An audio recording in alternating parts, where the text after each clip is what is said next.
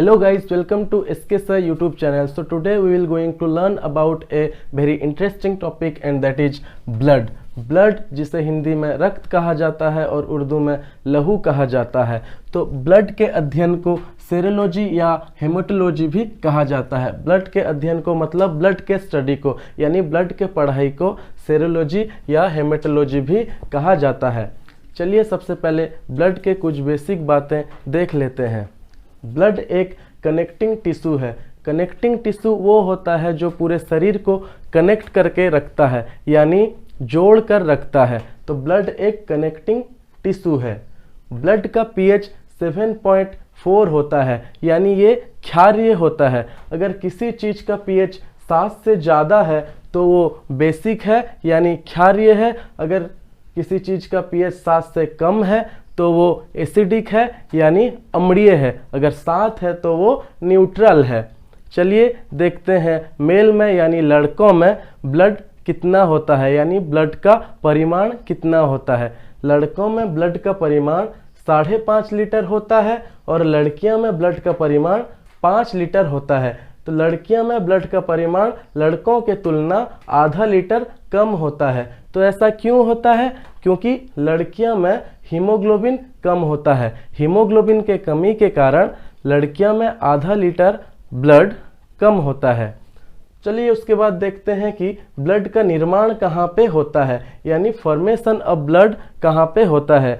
हम जैसे वयस्क यानी अडल्ट लोगों में ब्लड का निर्माण बोन मैरो में होता है।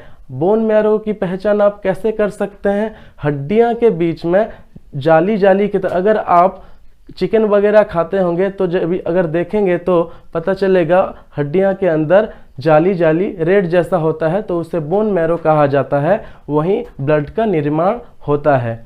चलिए बात करते हैं उस बच्चे की जो अभी अपनी माँ के पेट में है। जब बच्चा अपनी माँ के पेट में होता है तो उसको इंग्लिश में एम्ब्रियो कहा जाता है और हिंदी में भ्रूण कहा जाता है।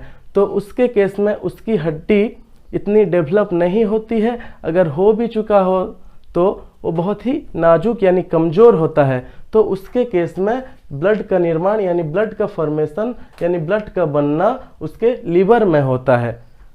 तो अभी चलिए देखते हैं कि ब्लड रहता कहाँ पर है। ब्लड रहता यानी स्टोर कहाँ पे होकर रहता है। तो हमारी पेट की बाईं ओर एक स्प्लीन होता है जिसको हिंदी में प्लीहा या तिल्ली भी कहा जाता है। तो वो स्प्लीन में ब्लड स्टोर होकर रहता है यानी ब्लड जमा होकर रहता है। इसीलिए स्प्लीन को ब्लड बैंक भी कहा जाता है।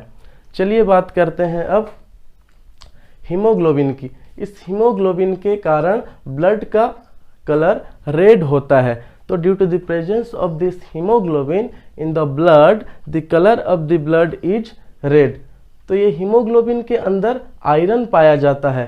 तो हीमोग्लोबिन के अंदर आयरन पाया जाता है और ये हीमोग्लोबिन लड़कों में यानी मेल में कितना होता है? 14 ग्राम पर डेसीलीटर और फीमेल में कितना होता है? 13 ग्राम पर डेसीलीटर। यानी लड़कों में हीमोग्लोबिन ज़्यादा होता है। हीमोग्लोबिन ज़्यादा होने के कारण लड़कों में आयरन ज़्यादा होता है तो लोहा ज़्यादा होता है। इसलिए लड़के यानी मेल थोड़ा ज़्यादा मजबूत होते हैं, ज़्यादा स्ट्रॉन्ग होते हैं, ज़्यादा लोहा होने के कारण। और लड़कियों में हीमोग्लोबिन कम होती है तो इसलिए लड़कियों में आयरन भी कम होता है, जिसके चलती लड़कियां थोड़ी सॉफ्ट होती हैं। अब अगर आप एक बराबर का मुक्का एक लड़के को मारेंगे और एक लड़की को मारेंगे तो लड़के को इतना ज़्यादा नहीं लगेगा मगर लड़की को थोड़ा ज़्यादा चोट लग जाएगा। तो वो इसी के कारण होता है। चलिए देखते हैं। आप सभी को मालूम होगा कि ब्लड हमारे शरीर में सर्कुलेट करता है। सर्कुलेट यानी ब्लड हमारी शरीर पर दौड़ता है। तो इसकी खोज यानी ये बात सबसे पहले बताई गई थी कौन वैज्ञानिक के द्वारा? ना विलियम हार्वे। विलियम हार्वे ने सबसे पहले बताया था कि ब्लड हमारे शरीर में सर्कुलेट करता है यानी ब्लड हमारे शरीर में दौड़ता है। उसके बाद हम देखते हैं function of blood. Function of blood यानी ब्लड के कार्य, ब्लड के क्या क्या काम होते हैं। तो सबसे पहले ये बहुत ही महत्वपूर्ण काम करता है। ब्लड हमारे शरीर का तापमात्रा को नियंत्रण करता है, यानी हमारे बॉडी का जो टेम्परेचर होता है उसको कंट्रोल करके रखता है। विलियम हार्वे ने कहा था कि जब तक आदमी जिंदा रहेगा तो उसका शरीर गर्म रहेगा, जब वो मर जाएगा तो उसका शरीर ठंडा हो जाएगा। ऐसा क्यों? क्योंकि कोई भी चीज़ जब गतिशील होती है, जैसे कि मैं अभी मेरा हाथ को ऐसे घिसूंगा तो कुछ उष्मा आ जाएगा, उष्मा यानी थोड़ा सा गर्म हो जाएगा। अगर मैं रोक दूंगा तो ये फिर से ठंडा हो जाएगा।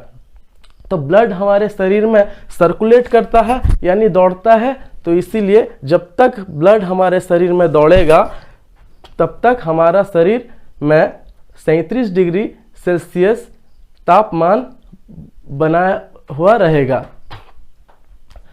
तो ये तो सबसे पहली बात हो गई कि ब्लड क्या करता है ना, तापमान को नियंत्रण करता है। ब्लड जाता 120 के प्रेशर में है और आता 80 के प्रेशर में है, तो इसी को ब्लड प्रेशर भी कहा जाता है।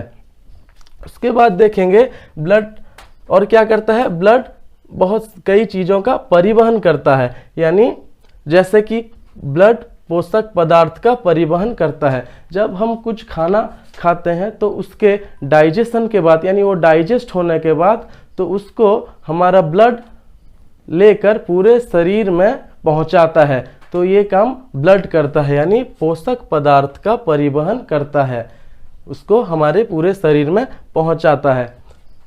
और उसके बाद दूसरा क्या करता है ना, ये गैसों का भी परिवहन करता है। हम जब सांस लेते हैं तो वायुमंडल से ऑक्सीजन ले लेते हैं, तो हमारा फेफड़ा सिर्फ एक सिलेंडर की तरह काम करता है, वहाँ ऑक्सीजन जाकर रह जाता है, यानी टंकी की तरह काम करता है। उसके बाद ब्लड में रहने वाला हीमोग्लोबिन हमारे फेफड़े से ऑक्सीजन को लेके पूरे शरीर में पहुंचाता है और कार्बन डाइऑक्साइड को पूरे शरीर से फिर फेफड़े में लाकर छोड़ देता है।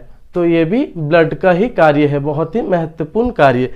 उसके बाद देखेंगे कि ब्लड उत्सर्जी पदार्थों का भी परिवहन करता है, यानी हानिकारक पदार्थ जो हमारे शरीर के लिए बहुत ही हानि है, जैसे कि यूरिया, इन सबों का भी परिवहन करता है। इन सबों को निकालता नहीं है, लेकर घूमता है और किडनी के पास जाता है। किडनी ब्लड से हानिकारक पदार्थों को निकाल लेता है, छान के निकाल लेता है और ब्लड को कहता है अब तू जा।